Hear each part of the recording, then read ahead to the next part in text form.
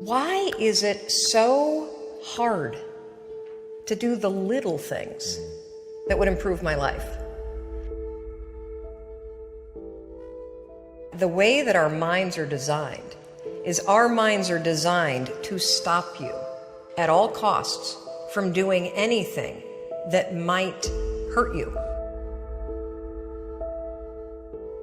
There are so many people in the world, and you know, you may be watching this right now, and you have these incredible ideas, and what you think is missing is motivation. And that's not true. Because the way that our minds are wired, and the fact about human beings, is that we are not designed to do things that are uncomfortable or scary or difficult. Our brains are designed to protect us from those things because our brains are trying to keep us alive. And in order to change, in order to build a business, in order to be the best parent, the best spouse, to do all those things that you know you want to do with your life, with your work, with your dreams, you're going to have to do things that are difficult, uncertain, or scary, which sets up this problem for all of us. The one thing we have in this world is we can't control the events, but we can choose what to focus on, we can choose what things mean, and we can choose what to do.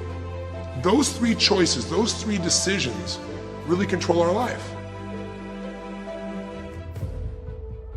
You can always make a decision. That's always in your control.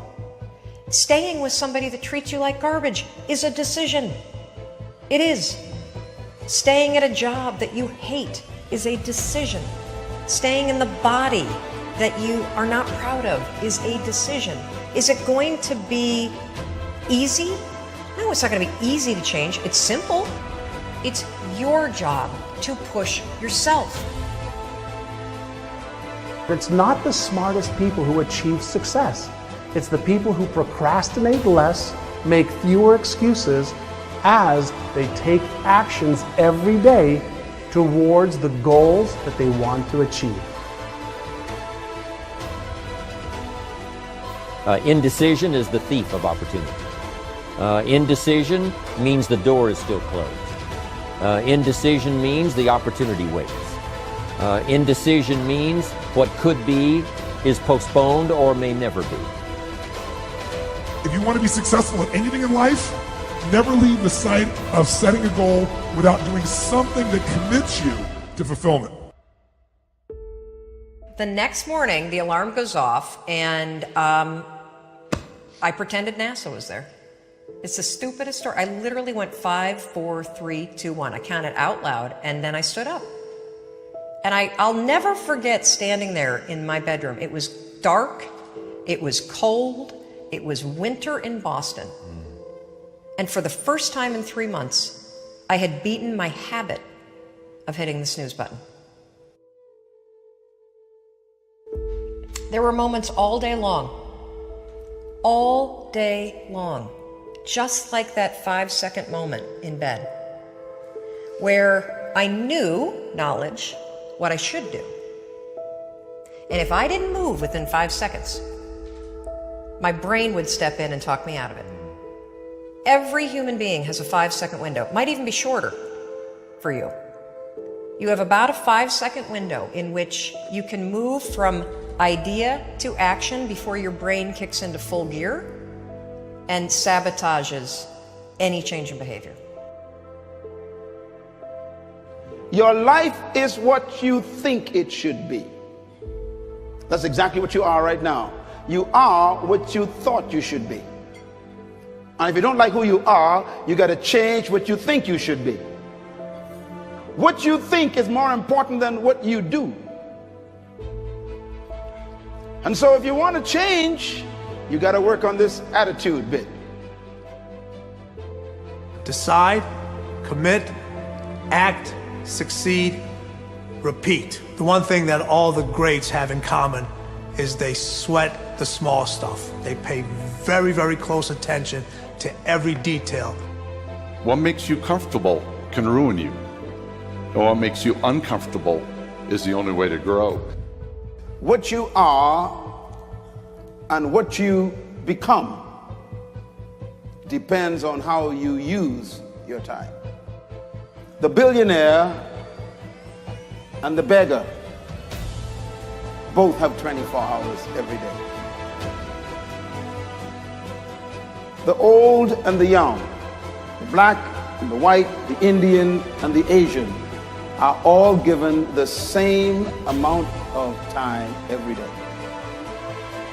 You cannot stop a day. You cannot stop an hour.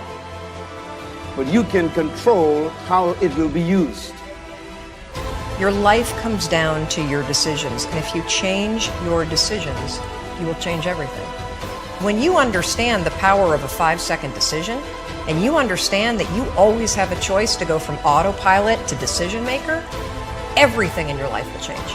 You will be a different negotiator, you will be different in sales, you will be unstoppable in the gym, because you will realize the amount of garbage that you put in the way of your hopes, of your dreams, of your potential, of your confidence, of your courage. Everything comes down to the decisions that you make. Take ownership. Take extreme ownership. Don't make excuses. Don't blame any other person or any other thing. Get control of your ego. Take ownership of everything in your world, the good and the bad. Take ownership of your mistakes, take ownership of your shortfalls, take ownership of your problems, and then take ownership of the solutions that will get those problems solved. Take ownership of your mission. Take ownership of your job, of your team, of your future, and take ownership of your life. The first source of inspiration is deciding. Second source of inspiration is planning. And now, here's a big source of inspiration, beginning. Getting started. Actually turning thought and the notes on the paper, the plans, actually now committing it to action. Getting started. I'm a humongous believer that ideas are and that execution's the game.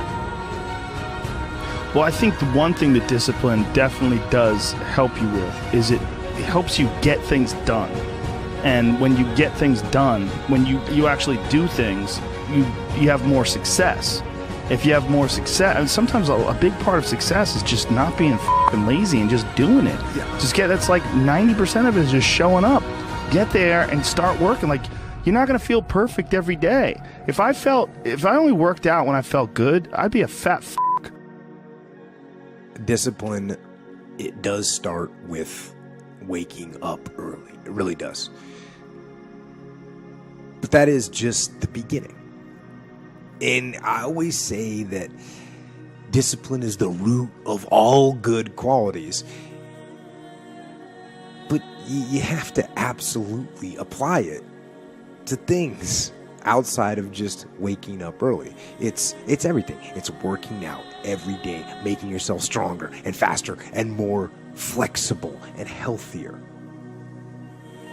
Discipline is eating the right foods to fuel your system. It's about disciplining your emotions so you can make good decisions. Doing the tasks that you don't necessarily want to do, but that you know will help you. The thing about self-discipline is that it is necessary for everything you do in your life. You have to be self-disciplined. Discipline is not punishment. It's not.